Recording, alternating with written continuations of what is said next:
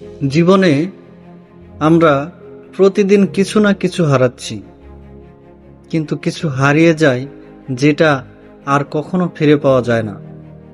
মূল কথা, জীবনের সবচেয়ে বড় 5টি ক্ষতি হলো 1 নম্বরে সময় হারানো, যা একবার সময় চলে গেলে পৃথিবীর কোনো শক্তি তা ফিরিয়ে আনতে পারে না। 2 নম্বর আত্মসম্মান হারানো, টাকা দিয়ে সব কেনা যায়, কিন্তু আত্মসম্মান যদি একবার হারায়, মানুষ নিজেকেই হারিয়ে ফেলে। 3 নম্বর পরিবার হারানো, সব সাফল্যের মাঝেও পরিবার না থাকলে জীবনটা অসম্পূর্ণ থেকে যায়। 4 নম্বর স্বাস্থ্য হারানো, অসুস্থ শরীরের কাছে পৃথিবীর সব সুখই মূল্যহীন হয়ে যায়।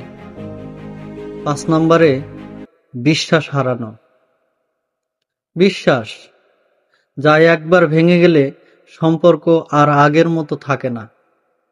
শেষ কথা, তাই যা আছে এখনই মূল্য দিন, কারণ হারানোর পর আফসোস ছাড়া আর কিছুই থাকে না।